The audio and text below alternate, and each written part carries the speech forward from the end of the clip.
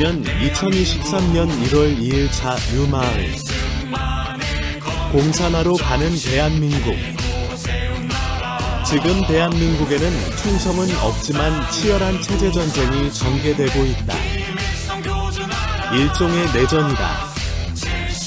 한쪽은 자유민주주의를 허물고 공산사회주의 체제로 변혁하려는 주사파 근좌파 세력이고, 다른 한쪽은 대한민국의 자유민주주의를 수호하려는 우기 세력이다. 이 체제 전생은 좌우파 간 사상전, 이념전쟁으로 전개되고 있기 때문에 적과 아군의 식별도 어렵고 전선도 없는 전쟁이다. 이러한 사상전은 직장 내 직원들과 친구들 간은 물론 가족들 간에도 자주 일어난다. 우리는 이미 체제전쟁을 심각하게 겪은 나라다. 해방 이후 어떤 체제의 나라를 만드냐를 두고 우익 세력 간 치열한 사상전, 체제전쟁을 겪은 바 있다. 해방 직후 일어났던 대구 폭동, 1946.10, 제주 4.3 사건 19,484, 대한민국 건국 직후 일어났던 여순반란 사건 194,810 등이 그것이다. 북한의 남침으로 시작된 6.25 전쟁은 세계전쟁사에서도 가장 참혹한 전쟁이라고 평가될 만큼 민간인 피해가 컸던 전쟁이다. 군인들만 싸운 게 아니고 마을에서 좌우 주민들끼리 죽이고 죽는 처절한 일이 일어난 사상전, 체제전쟁이었다.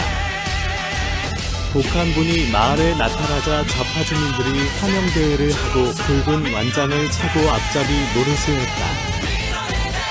이들은 지주, 자본가, 경찰가족, 군인가족 등 우파 주민들을 반동분자로 지목하며 집집마다 샅샅이 뒤져 찾아내 처형하는 데 주도적 역할을 했다. 6.25 전쟁을 겪은 노인들은 한결같이 그때가 되니 이웃이 더 무섭더라 라고 고백하는 것이다. 그만큼 지역 주민들 간 사상전, 체제전쟁이 무섭다는 것이다. 그런데 6.25 전쟁이 70여 년이 지난 대한민국이 다시 공산화의 길로 줄다름질 치고 있다. 전쟁을 겪어 반공의 식을 무장했던 세대는 서서히 가고 1980년대 대학가에서 폭발적으로 성장했던 주사파들이 30여 년이 지난 뒤 정치권은 물론 대한민국 전반을 장악하고 있기 때문이다. 문재인 정권은 어떤 정권인가? 고영주 변호사는 일찍이 2013년 문재인은 공산주의자다. 그가 대통령이 되면 대한민국이 적화되는 것은 시간 문제다 라고 말했다가 기소당하는 등 고통을 당했는데 최근 대법원으로부터 무죄 선고를 받았다. 이렇듯 문재인 대통령은 2010년에 쓴 자서전 운명에서도 자신의 사상관을 드러냈는데 남베트남이 공산화될 때 희열을 느꼈다. 거나 노무현 정부 때 간첩을 잡는 국가보안법을 없애지 못한 것이 가장 뼈아팠다. 고하는 대목이 그것이다. 그가 대통령이 된 후 우파 세력을 적폐청산이라며 숙청한 후 자신감을 가진 듯 평창 동계올림픽 개막식 연설에서 김일성이 가장 심혈을 기울였던 지하간첩 조직인 통역당의 주모자 심영복에 대해 존경하는 한국의 사상가 심영복이라고 세계 만방에 공개했다. 바로 그때 더불어민주당에서는 헌법 개정안을 발의했는데 자유민주주의 헌법을 인민민주주의 헌법으로 고치려 했다. 자유민주적 기본질서라는 용어에서 자유 글자를 삭제한 바 있고 양심의 자유를 사상의 자유로 교체를 했었다. 사상의 자유를 헌법에 명시하는 순간 국가보안법은 사라지고 공산주의, 사회주의, 주체사상 등 북한의 사상이 아무 조건 없이 교육, 선전, 조직하는 자유가 보장되는 것이다. 문재인 정권은 헌법 개정이 무산되자 법률, 명령, 조례 등 다양한 우회적 방법으로 체제 교체 작업에 돌입했고 문재인 정권기 내내 속도를 늦추지 않았다. 좌익운동권 출신인 김문수 경사로위원장은 빨리 간파했다. 본인이 좌익 노동운동을 할 때 주사파를 많이 겪었기 때문이었다. 그는 2019년 7월 주사파가 집권한 대한민국이라는 페이스북 글에서 주사파들은 촛불혁명으로 자유대한민국을 거의 무너뜨렸고 세계 어떤 공산혁명 때보다 더 완벽하게 국가 권력을 장악했다고 주장했다.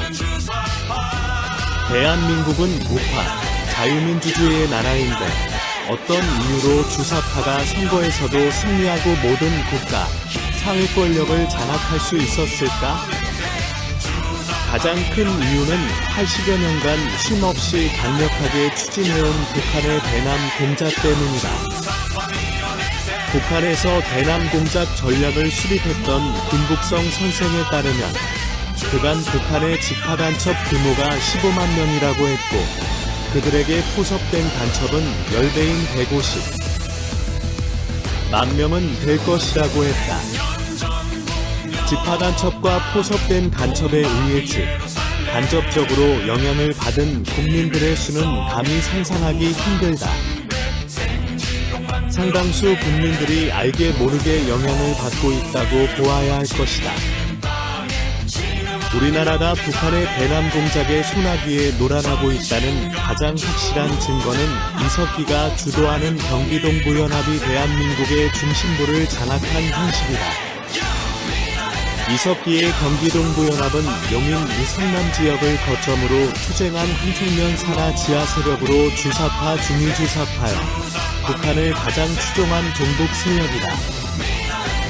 이석기의 경기동부연합은 북한의 공작으로 민주노동당, 민노당에 들어가 2006년 민노당의 당권을 장악했고 2011년 통진당으로 확장 개편했다. 이석기의 통진당은 2012년 총선에서 민주당과 야권연대를 통해 국회의원 13석을 차지했으며 이어 12월에 있는 대통령 선거에서 민주당 문재인과 공동정부를 구성한 여다 통진당 내분 사태로 무산된 바 있다. 만약 2012년 5월 통진당 내분 사태만 일어나지 않았다면 이석기와 문재인의 공동정권의 출현을 볼 뻔했다. 이리한 2012년 총선 대선 전략이 북한의 지령이었다는 것은 2011년 8월 적발된 왕제산 사건에서 이미 드러났다. 이석기가 2013년 8월 알로 사건으로 구속이 되었고 8년간 교도소에 갇혀 있었음에도 불구하고 이석기의 기동부연합은 점점 세력이 대한민국 전체로 확대된 상태다. 이석기의 경기동부연합은 이재명과 함께 대한민국 제1정당인 더불어민주당을 장악했고 정부의 버금가는 민노총마저 장악했다. 2020년 12위원장 선거에서 경기동부연합 소속인 양경수가 단독으로 위원장에 당선되었기 때문이다. 민노총은 이미 노동단체가 아니다. 정치단체이자 체제를 번역하겠다는 의도를 노골적으로 드러냈다. 사회대전환, 주택의 50%를 국유화하겠다. 주한미군을 철수하겠다고 선포했고 윤석열 대통령을 끌어내리고 정부 전복을 노리고 있다. 이제 체제전쟁을 선포한 것이다. 윤석열 정부도 민노총과의 싸움이 단순한 노동단체와의 대결이 아니라 반체제 세력과의 체제전쟁이라는 사실을 알아차리고 적극 대응하고 있다.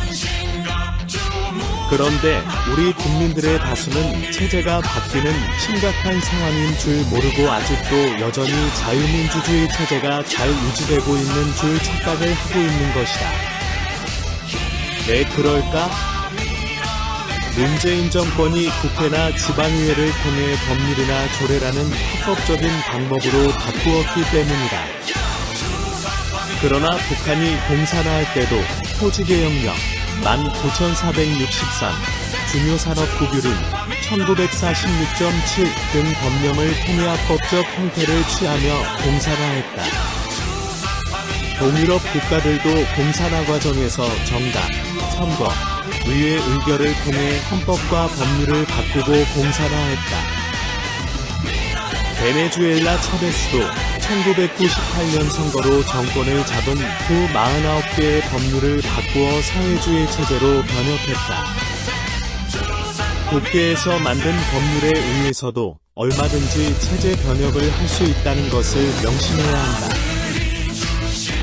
문재인 정권은 5년 동안 4,025건의 법률을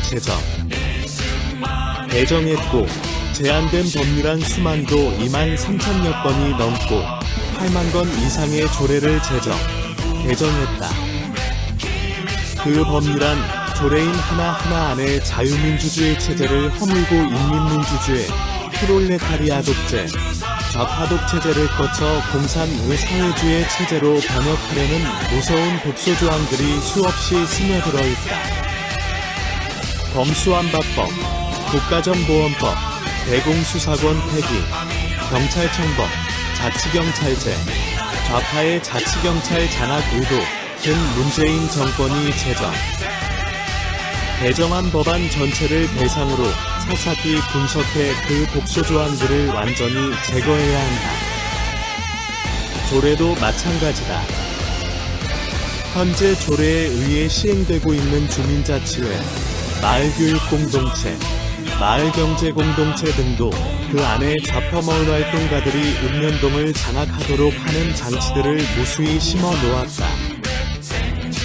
이같이 좌파 세력이 박아 놓은 반대 한민국적 족쇄들을 뽑지 않고서는 대한민국의 자유민주주의 체제는 오래 유지되기 힘들 것이다.